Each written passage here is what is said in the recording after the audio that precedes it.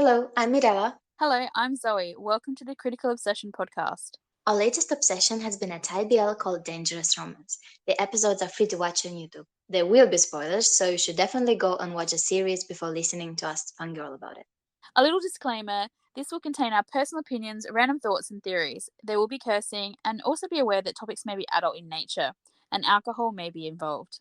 Our laughter will be painful to listen to, but bear with us. Last time we reacted to the latest episode of Dangerous Romance, but now we want to talk about it some more.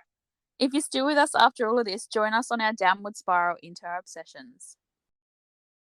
So, hello to episode 6, right? Yeah. So, episode 6, Critical Discussion. I have a little bit of criticism for this one. A little bit. It's And funny. it's not even about Pimfa, and it's not about me being wrong about Pimfa. It's so funny because I know exactly what it's going to be about. And, I watch some reactors sometimes, like who react to episodes because I'm curious. And I mean, this one was definitely an episode where I was curious to know whether or not, if other people thought the same as us, or given because Twitter was a hotbed of activity, but we'll get to that later. But I did watch a couple of reactors because I was like, yeah, I want to know. And I'm pretty sure that at least one of them said something along the lines of what you're going to address.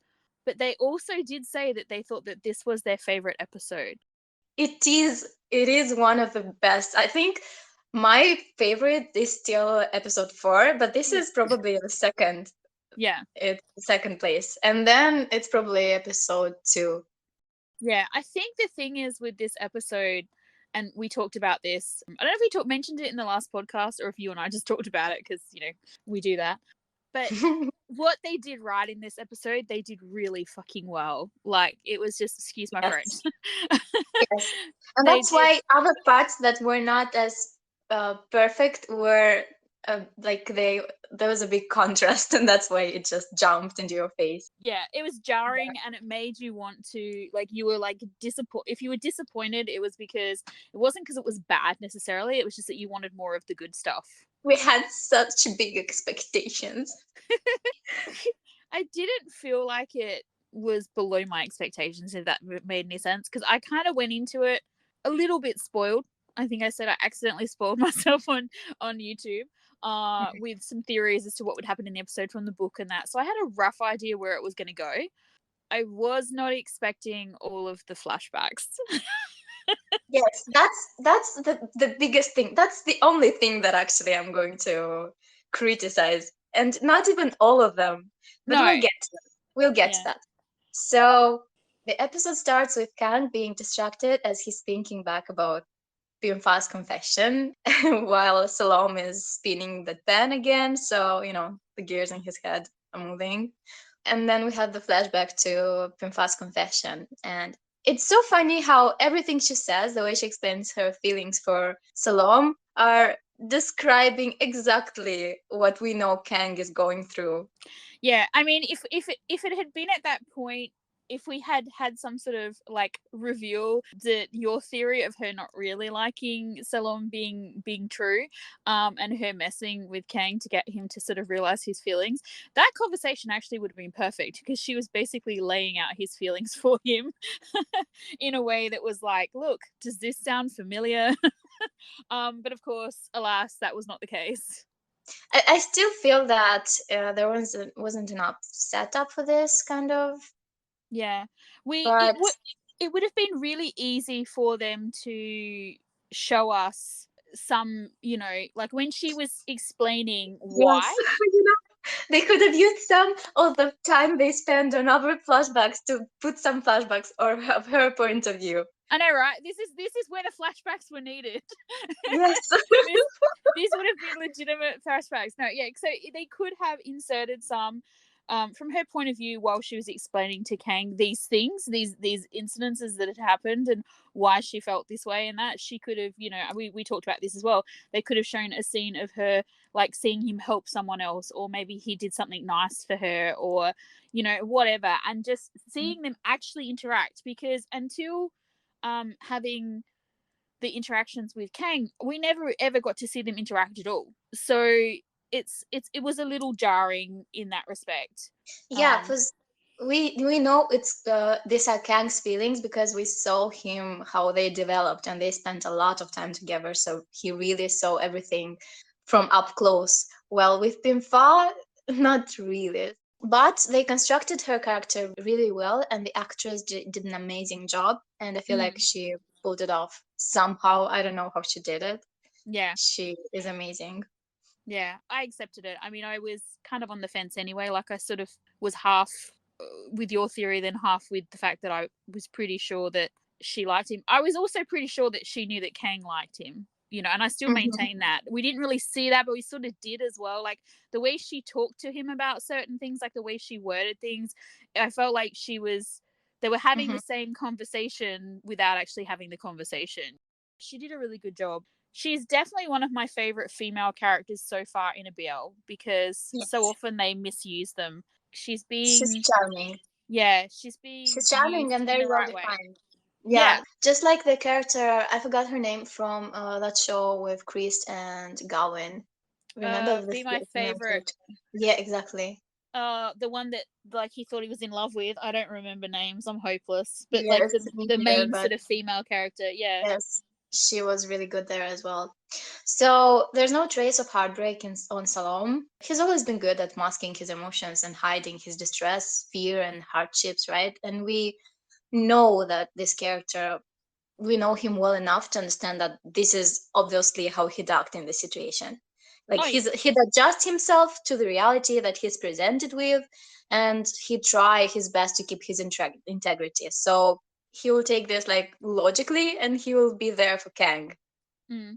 It's He will funny though continue because helping him. to Yeah. use the word jarring again, I actually did find this because the episode basically starts, doesn't it, where they're like studying or whatever, Yes. and I was just like, I'm kind of like, wait, did we miss something? Like when it first started, because to go Hmm. from like when he was completely like devastated, like someone had just like ripped his heart out and thrown it on the pavement, sort of thing, to that did feel jarring to me, and I was just like, and initially I'm watching it and I'm thinking, why are you being like, I was kind of not mad at him, but I was like, in my mind I'm thinking, why are you being like, what is happening? And then I was like, of course, like exactly as you said, like he Hmm. has gone back to his default mode, and he's like, I'm here to do a job. And he Yes. can't, with Kang though, now he can't separate that from being his friend or like being there for him, sort of thing, being his support. So he's doing his job, but he's also he can't take his feelings out of it, if that makes any sense. Like he's, whether or not he realizes that he's still a little bit open, he the way he interacts with him in this scene, as I said initially, we have that, he's just basically back into tutor mode and everything, but even the way he sort of lets him off, like when he's not concentrating Hmm. and all that, like he Very doesn't push kind. it, and it's like, I was thinking about it and I'm thinking, wow, he's being really careful with him. But then I also wondered if he's not just not being careful with himself as well, because like obviously something's going on with Kang, and like it's Hmm. not something he wants to address or deal with. I mean, Salom doesn't want to address or deal with it, Hmm. because if he does, then he has to address and deal with like what's going on with him as well. So it's easier to take a step back and just like, Yeah. give him that time or whatever, because also that means that he can now escape to his room, which is how it kind of presented to Yes. me anyway. And unlike Salom, Kang wants to get rid. Like his reaction is completely different, and he has this all in or all out attitude. And right now, he understands that he's losing something, and even though he's confused about what it is, he thinks it's Pinfa. He is trying to reject it first, but he does it in a drastic manner. Like you can see it, you can feel it. He's really suddenly cold. Not as much as I expected him to be. He's pretty gentle, but he really wants to push everyone away at this Mm. point. Yeah, well, it's funny because initially we get the scene with him and Pimfar in the garden, which the grandmother Yes. sort of initiates, which is hilariously funny to me. I feel like she knows everything. I feel like she's just like, you need to fix this. This is years of friendship. Like you know, Mhm. you're like, be nice to the girl. You know, it's not her fault that she likes your boy. Seriously, if they write her as not knowing anything later on, I'm gonna be so fucking angry. It'll just be like that podcast will just be me swearing a lot and not a lot else. But anyway, um, yeah. So when she sort of leaves them by themselves and everything, and he initially is trying to, I guess, give away Salom, which is hilariously funny because you know, at this point he's not his to give away, but also But um he does behave as if he's like he feels like Salom belongs to him. oh yeah, he totally is. Yeah, it's in his Okay, mind. take it's him it's away from me. it's it's in his mind and in his heart. But it's so funny because like the fact that he offers him to her, to me, is the funniest thing ever, because like we know how jealous he is, and even though he knows that she likes him, he doesn't see her as a threat at all. That's what I take from this. I have a Because if thought. he, sorry, I have a thought about this. oh, do you? Um, be- Yes. because like for me, it's like it's just anyway. Say your thought, and I'll add to it if I.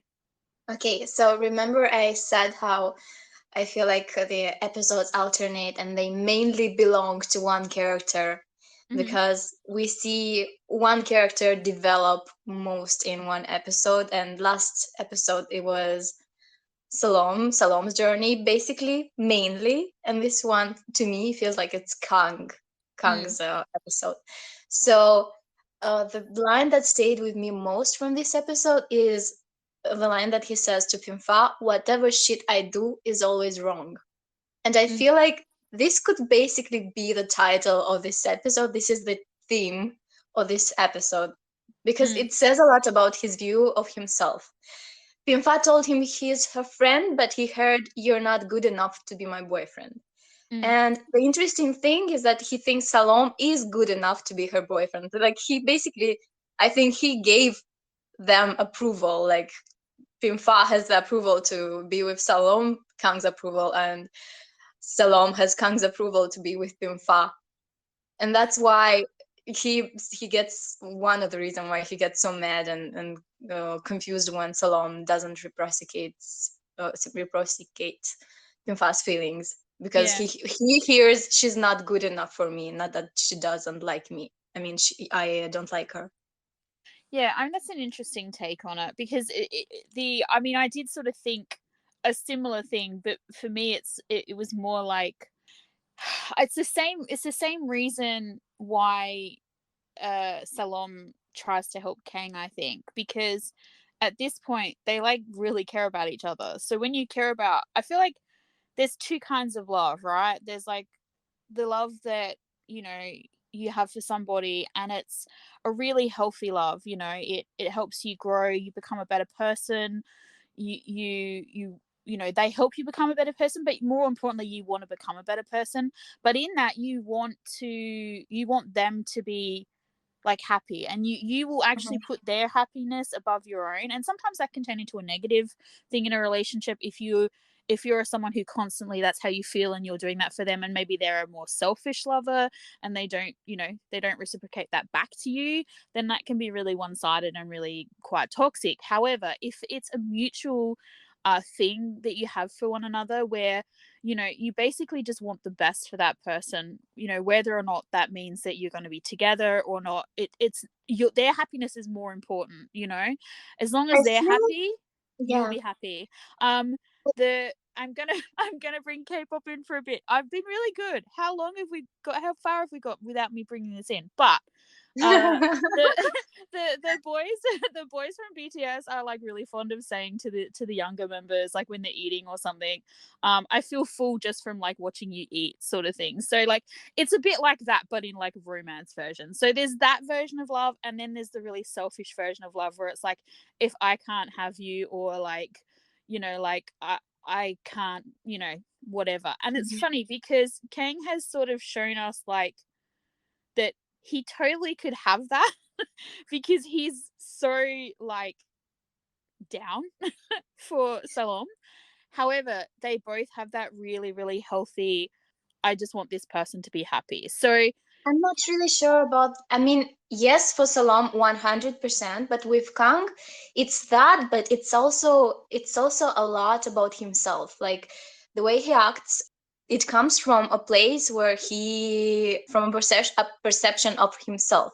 With Salam, yes, he wants Kang. Like he decided very, strategically, that logically and cold, that yes, I want this person to be happy, I'm going to do everything. But with Kang, it's a bit more complicated than that, I think. I don't disagree, but I feel like initially, if he doesn't realize, I feel like Kang has zero self awareness, like for real. Like I can't talk about it enough, and I just feel like Mhm. initially, like he's. It's really funny because normally in this sort of situation, especially with boys, and I'm generalizing here. I know that not all boys are like this, or men, or whatever, but it has been known to happen. If like there's two friends and they both like the same girl, or one likes this girl and the girl says, I like your friend, or whatever, usually there's some aggression then between the two boys, because the one who is, there's jealousy and all the rest of it. That's not his reaction with Salom at all. And I get what you're saying, like he thinks he's better than him and all the rest of it, and he's got such a negative viewpoint, and I'm not discounting that. I agree with that. I just think that there is also that. I think he Yes, I agree, there is in also his that. There is yeah, also that. I think in his own sort of twisted way, even with her, like even with in this point when he offers Salom to her, I feel like he hasn't even considered what he's not even really like aware of what he's saying. He's just like he really cares about her as a friend, and I feel like he's confused his feelings than in that respect. He does definitely care about her. And I feel like because he like if someone actually took him up on that, like he would lose his freaking mind, right? But anyway, So, funny thing, although he's friends with the ones who suggested Kang and Pinfa to be the leading pairs, and Salam just helped this plan to be realized, he doesn't turn to scold his friends for doing this to him, but he does ask Salam and he tells him that he was trying to avoid it. mm, It's like no one really knows him well, but he was expecting yeah, Salom to understand him somehow. Yeah, and he does this even though he was trying to avoid him. And yeah, then we get this moment when we get Salom smile because we know what he's trying to do, and we get the first flashback. This flashback of him remembering the moment with the locket, and I think this is the first flashback that wasn't necessary. They could have ended the scene with a slight change in Salam's expression to point out that it's not an easy thing for Salam to do. mm, And I think Shimon could have totally pulled it off. It would yeah, have been enough. It would have been enough. And I think they should have trusted the actor to deliver this information to the viewers. mm, Because he did it anyway, and it was amazing. Like, it would have been enough. yeah. They To, they're good enough actors that it wasn't necessarily needed. yes. So then we get Nabdao being a mess, and Pifa totally found it adorable and helped her regain control of the situation. And it's becoming a thing. Yes, Then we have the football scene. Kang is playing football and getting rid of his irritation by engaging in physical activity. And then when he is offered this place in the team, he has this flashback. I like this flashback. I don't yeah. know. The one Yeah, that I like reminds it. him that he should have a dream. Yes. So he decides to go for it. And then Salom learning to dance just to teach it to Kang. Like Mm, it's like he fully embraced the task of helping him.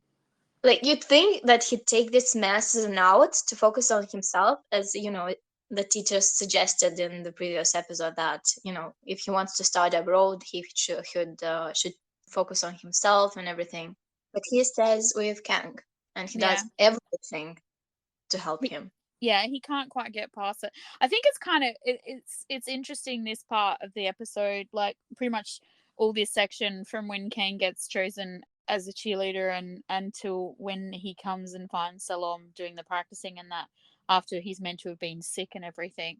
Is that like, but at this point in time, he's basically avoiding, he's been trying to avoid Pimfar pretty much for the entire first part of this episode. And him him going and doing that, and then for Salom to sort of take the time and all the rest of it. I feel like, I mean, I don't know whether she really thought he was sick or not, but like, I don't know, there was something about when Salom was learning the cheerleading routine to teach to teach Kang. It's not really shown in this part, but like later on when she confesses to Salom, like I feel like she already knows that he likes Kang. Like I feel like she knows that they like each other. But one of the reactors I was watching was saying like everyone in this episode was super fucking brave except for Kang.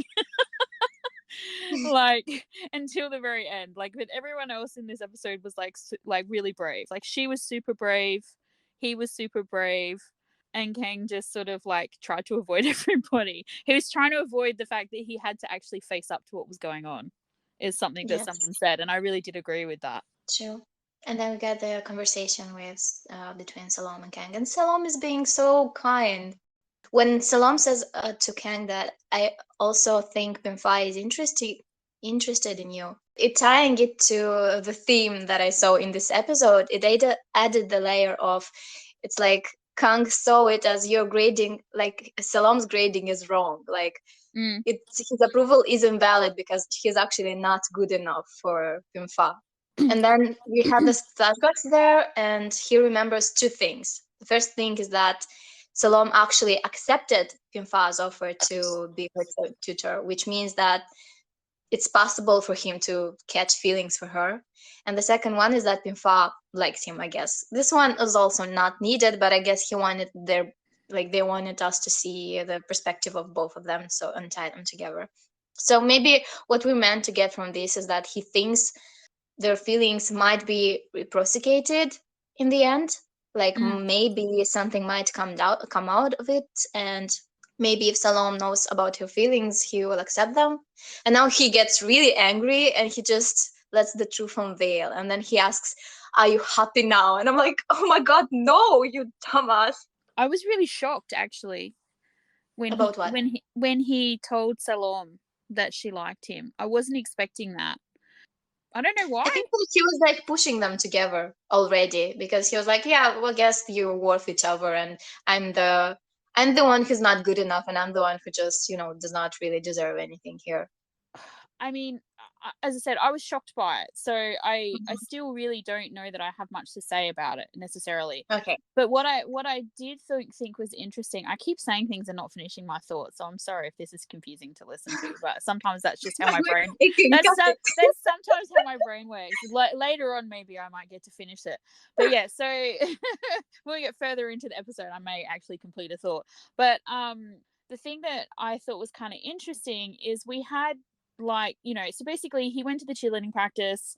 He was so fucking uncomfortable, he couldn't wait to get out of there. Used the sick excuse, went and found his friend, played soccer, football, whatever you want to call it. Got put on the team, essentially, was like happy because suddenly he felt like, if you to use your theory for the episode, that he was good enough for something. He was good enough for this. So happy, like whatever, right? And then of course he comes upon now when he comes back, are they practicing or has Pimfar already left? She left. Yeah, so it's just Salom there.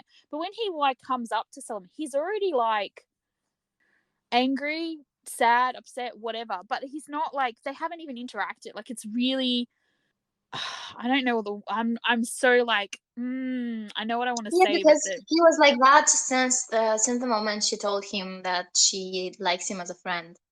He got upset and he started avoiding everyone. He started being frustrated. Also, even more so when he saw Salom trying to push them together when he suggested that they should be partners in cheerleading. That's when he started being actually kind of mean to Salom as well. Yeah, but it was just, as I said, it was just he was like holding it. Yeah, it's kind of whiplash from the two scenes. I expected him to come into that scene not angry, like because even though he was like kind of like what the fuck when Mhm. Salom pushed them together with the cheerleading thing, he didn't really seem like angry though. Do you know what I mean? Like not at that. Like I didn't feel like we got angry from him until like he actually until Salom sort of says to him about, like this might be your chance sort of thing. And like how blind is Salom? Because Salom is just like, I can't deal with this, so I'm just gonna like put my head down and just hope for the best. Well, he's trying to trust him. He's trying to trust his words. Like, this is what Kang tells him. Like, this is what he sees. Like, Well, I mean, he's hurt. yeah, I mean the thing is, the really funny thing about this whole bit is and everything is that Kang doesn't actually tell Salom that he likes her. Like he only knows this because he stayed back and watched the locker thing. So Yeah, that's why. like Yeah. so this isn't like a piece of information that Kang gave him as such. So it's like, like so for him to say like, I know you like her and now you can spend time with her or whatever, like that must have for like I feel like Kang was like, like like when he did that in the classroom, partly because like it's like how did you even know that, as well as like what are you doing sort of thing, like who asked you to get involved. So because and that goes back I guess to the bit where like like I thought you knew me, like don't you, like the only person who knows me, and if that's Hmm. the case then he should know this about him, if it's a thing Hmm. he should know that he likes him. But he seems like kind of like mm, angry about the fact that he knows Because or he something. failed. He failed at this. Yeah, maybe. I don't know. I'm Maybe not. it's just maybe it's not. Yeah, it's just fragments of Yeah, like some I'm not theory. because Like, yeah. yeah, because I'm like I'm not sure if it's like just that. Like it's just I don't know. I'm this episode. As I said, like I said to you, I was probably gonna let you drive this, and then I've just like talked a bunch. But I have really kind of frustrated thoughts, like half thought out thoughts about it because and it's probably because I'm looking I think I'm reacting to a lot of it from Kang's point of view, and so I feel like he's so like his thoughts and his feelings and everything are so mixed that I'm experiencing It's a little hard to bit of that. understand. Yeah. Yeah. So then we get Pimfa's confession, and I loved her confession. I loved his response. He was so It was, polite in his refusal. yeah, it was very mature and direct, and it feels fresh and satisfying because Mm, it leaves no misunderstandings. And I feel like it's a new thing in dramas, like because in the past they'd use this to create drama and drag it for a while, and I appreciate that they did not do it here. It made mm, me love the characters more. And I love how they both use the cheerleading practice and tutoring as metaphors to express their feelings. I feel maybe I might be reading too much into this, but like she says, I want you to be my cheerleading partner. mm. And like, can you be my boyfriend or something? And then Yeah, he's like, but I I'm think that is a tutoring Kang. yeah, I think that's a legitimate like metaphor there, because if you look at what everybody in the classroom was trying to do, and she's fully Yeah. aware, her and Kang are both Mhm. fully aware. I mean, even the other group of cheerleaders talk about how they're like the main ship couple or whatever. Like they're fully Mhm. aware of the fact that everyone is trying to partner them up as a couple. So her using that as a metaphor, she's basically saying like, you're the one I want to be my partner, i.e. my Yes, boyfriend, so listen not what's Kang. happening here. Yeah. Yeah, I want you to be my cheerleading partner. And he says, but I'm tutoring Kang. And Mm. she says, I knew you'd say that. Yeah. And then she and then she asks if like if you didn't have to tutor Kang, would you be my cheerleading partner? And it's like, is she asking like if you didn't like him, would you like get over him? If I took you away, could you ever like me? And I guess the answer is no. He made his choice. And I maybe also maybe he's not into girls at all. Yeah, I took it more like a sexuality thing than a me thing. But I mean, I think she was just getting that one last clarification Yeah. because Well, the yeah, conversation they were having, although as you said it was fairly direct, it wasn't actually. Like she said it felt cheerleading like it was. practice, and he said tutoring. So her by her like kind of asking for further clarification on that as well. It was like she was Yeah, but making it sure felt they like were was talking because about the same thing. because they both were on the same page. That's why it Mm. felt like we knew they understood each other. Oh yeah, but I'm just like, I feel like, as I said, I feel like her asking him if he wasn't tutoring him was, as I said, partly about the sexuality, but also probably a little bit just to make sure that yes, we are talking about that. We are on the same page, like yeah.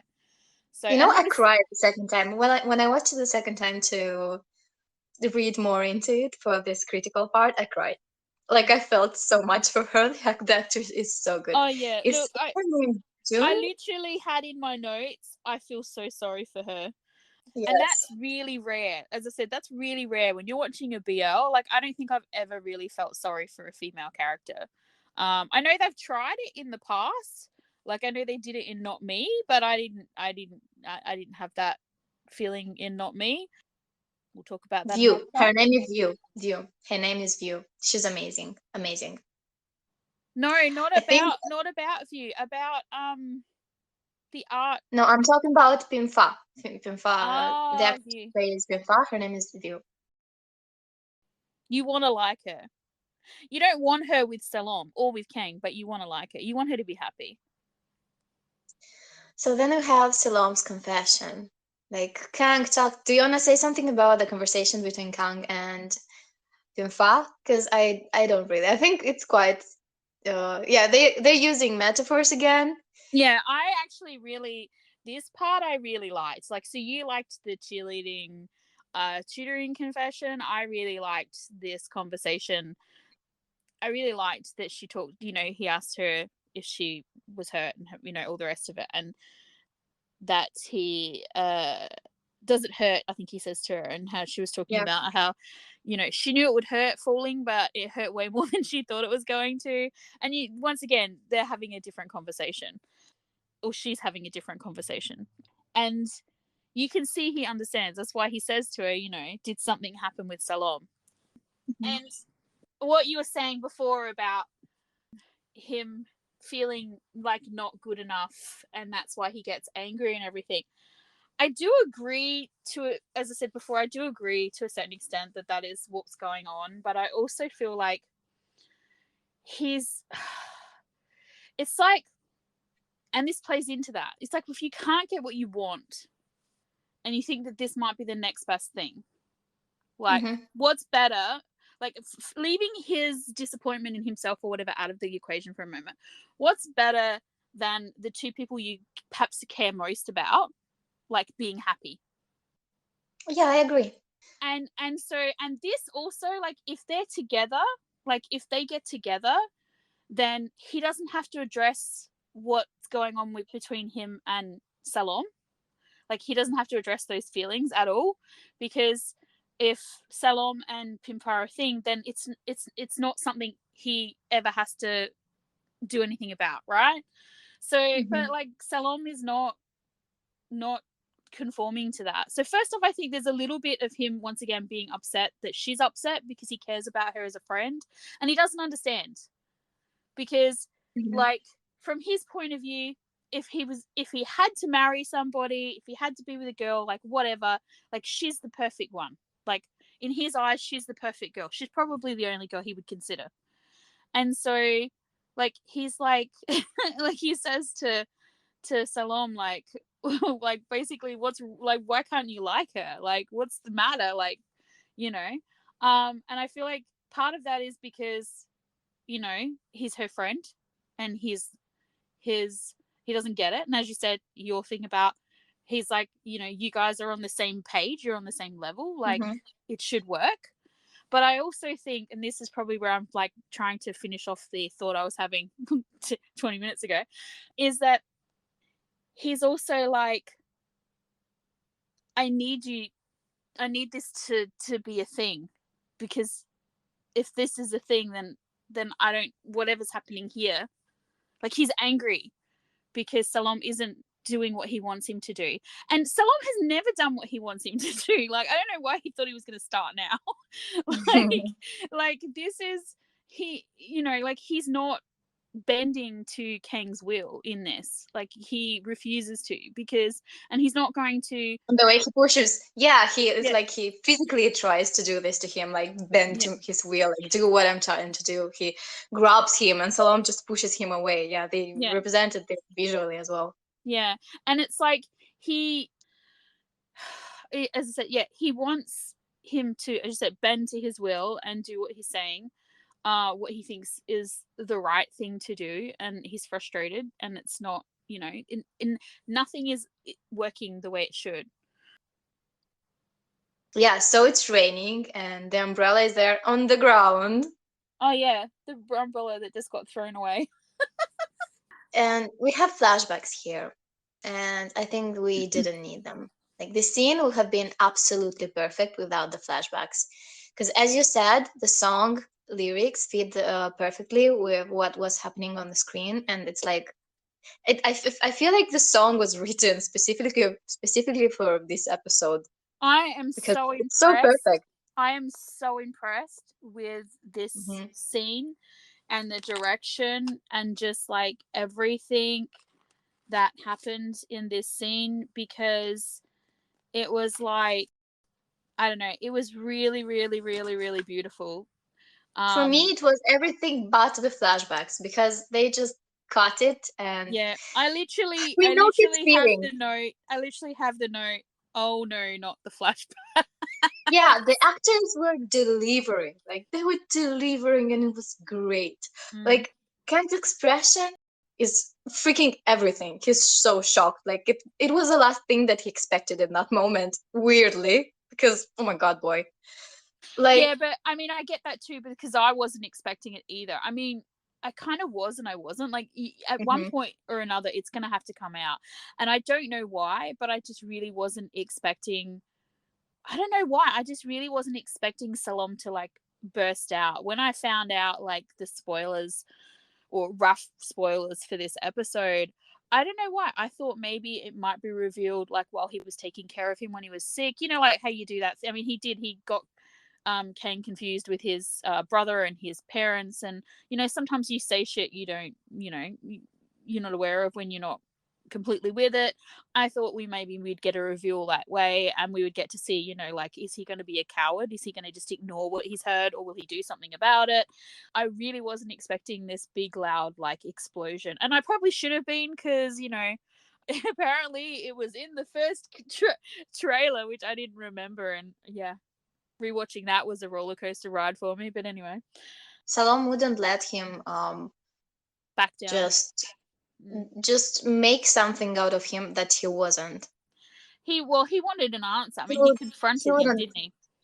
Yeah, he wouldn't accept this narrative put on him by Kang. He wants control over his life.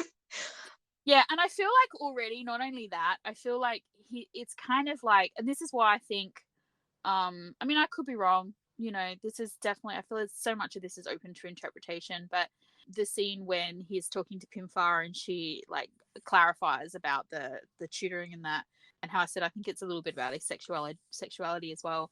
I mean, I feel like this is a little bit about that too. He's already sort of like not come out, but like, told his truth once that day. You know what I mean? Like, he's already sort of, he basically told her that he likes Kang, Yeah, essentially. yeah. And so it's like anything, when you have a big secret, especially one like this that's like starting to fester a little bit, because you've shoved it down as far as you can and now you're choking on it.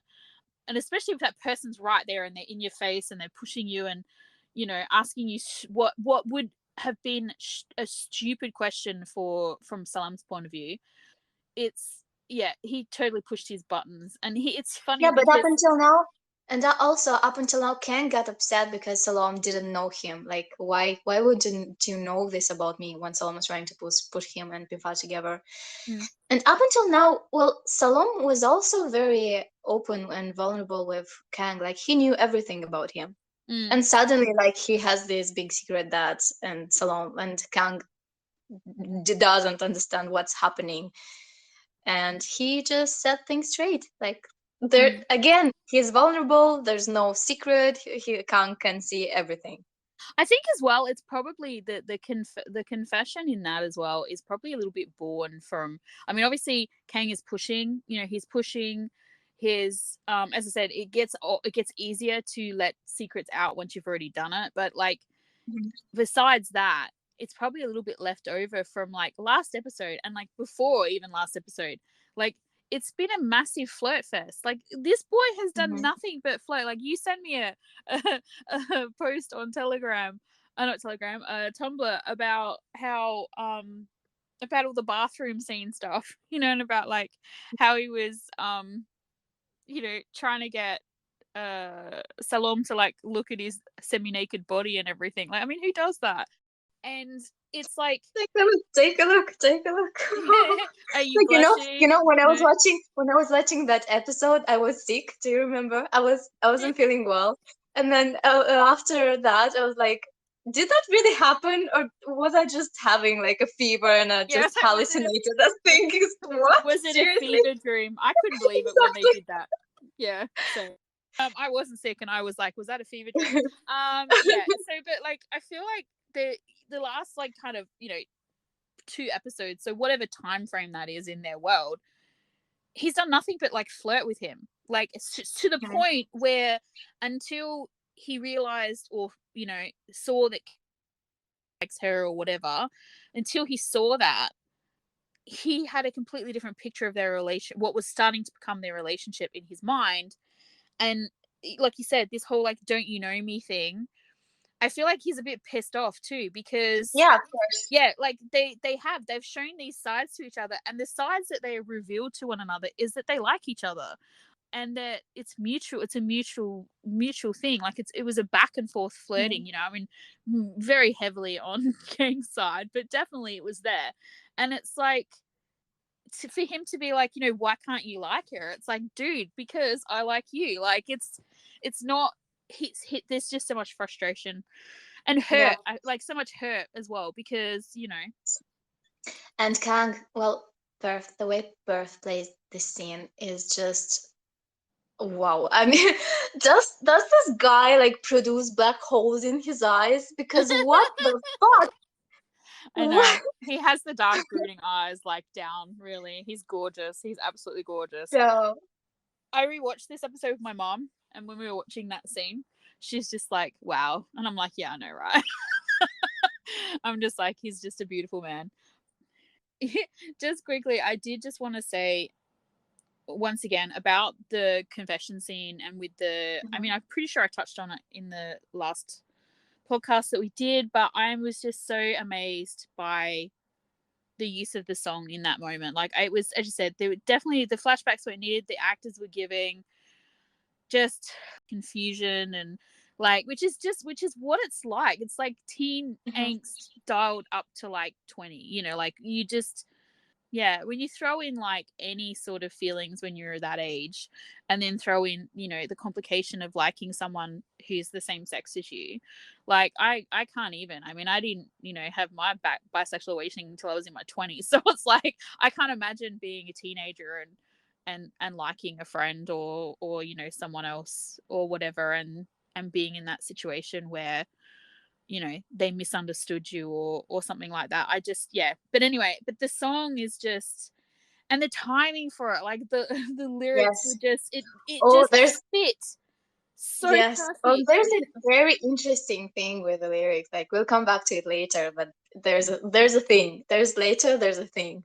So on the convention scene, so yeah, with the lyrics and everything, like the timing of them was just, it was so clever. And just, we talked about earlier as well, you were saying, like, you said that this episode is mostly from Kang's point of view.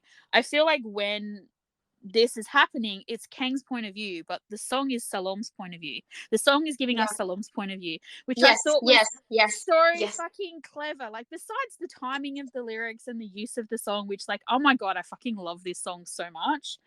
I kind of just want to like give the director like a huge, like, you know, hug or something, or like some sort of award, because besides the acting and all the rest of it, just how the timing, how they managed to fit it in. So, you know, when he says I like you, it's like the I'm the wind that falls for you wholeheartedly, and it's like, damn. And Mm-hmm. then, you know, when Salom leaves because he takes Kang's silence as, like, I guess a rejection. And you get the lyrics, you know, without you inside my heart would be so blue. And I'm just like, besides it being, we're seeing this visceral reaction from Kang, where we're getting these beautiful lyrics from what's going on inside Salom. And it was Mm-hmm. just like, it was like someone, you know, like two people holding hands. It was just, it was so, I can't think of the Yes. right word, but yeah, it was so symbiotic. I think that's the right word I'm looking for. Yeah, it was beautiful. I loved it. I loved everything about it. Even though it was like kind of painful, I was like, yes, best scene so far. Then we see Kang in his bed. We have a flashback to the scene, to the best scene. And I'm not sure what to think about this one because, on one hand, it happened just seconds ago and it's fucking clear what he's thinking about. But on the other hand, right in this moment, this scene is so good. I don't mind seeing it again. I'm just like, yeah, give it to me, give it to me. Mm. I'm not sure he even knows. Like, he goes to Salom's room. I'm not sure he even knows what he's going to say. He probably just feels he's scared and maybe that something's gonna happen. Like maybe he's losing him or something. And he just wanted to be near him. Yeah. I'm Oh, I pretty mean, sure he did not have a full sentence in his head that he planned to say when he went to Salom's door. He was just there. yeah. But it's like he can't sleep. It's like when Salom couldn't sleep. Like his first instinct was to go to Kang because The like funny, yeah. it's like that they're each other's comfort. Even when they're making it difficult for each other, they're still each other's comfort.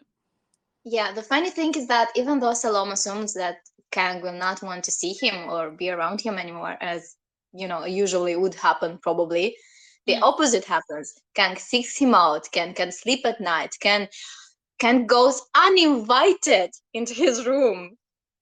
It's like he doesn't know why, but he cannot let go. He has this ownership or something like It's funny because I wonder if we're going to address that, like if they're going to address that later on.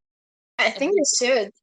mm, So then we see the scene in the school, and Salom dismisses Kang and tells him he'll do the homework for him, and that's basically what he wanted from the beginning, Kang. But yeah, he's not the same person anymore. His heart has been in the wind, I feel like and that he freaked can't. him out probably more than Yeah, he can't anything. stand that. How? What? Salom does not have expectations from him, Yeah. and I love Guy.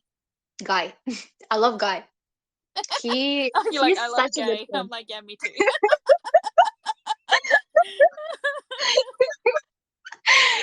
So he's such a good friend. Like he does so well with all the information that he is given. Like he pushes Kang away, which is totally justified from his point of view. I love him in Of this course. episode I mean, especially. I we love spoke about this previously. As far as the rest of the world is concerned, they are just Tudor and Tootie, and they are doing it under suffering. The only person who knows really what's going on is Pimfar, and that's partly because she knows what Kang did to get Salon back as his tutor. I mean, she might not know the specifics, but she knows something happened there, you know, and she's not stupid. So she's really the only one that knows that there's this change in their dynamic. She's the only one who's really hung out with them outside of school, outside of their own little world. She's been exposed to them and how they interact when it's just the two of them. Because if you think about it, they do the thing where they go to the open day thing or whatever. It's she goes with them, and then also when the first morning after he moves in and he's going to ride the bus, and then Kang's like, no, you've got to come to school with me, and that, and they get there and they're like mucking around. It's her that joins them when they're on their own first, isn't it? She's the one that comes up, then the other friends arrive. hmm So so she's seeing them, like she's come up on them when like Kang's being all touchy feeling and they're being kind of sweet to one another. So Yeah. she's seeing like a glimpse inside their little bubble, their little personal bubble where no one else normally sees them interact, except for probably Grandma, because apparently she creeps around like a cat, and sees everything. But yeah, so of course, yeah, his friends, Salom's friends, are like they haven't seen any of that. These boys are not sharing what's going on with them with their friends. So this is taking a little bit longer than we thought. Me, who said what? Me, who said I wasn't going to say anything, hasn't shut up for like an hour. So, so we're But we going want to. to still keep talking. We still That's have a right. lot to say. We haven't finished, but it's like 2 We o'clock. haven't even gotten to the controversial part. God, Come on. we haven't even got to the kiss, and that's like an hour discussion all on its own. So basically, we're gonna take a pause, and we're gonna split this in two. So this is the end of part 1 of Yes. episode part 6. I don't know. Yeah, we'll work it out.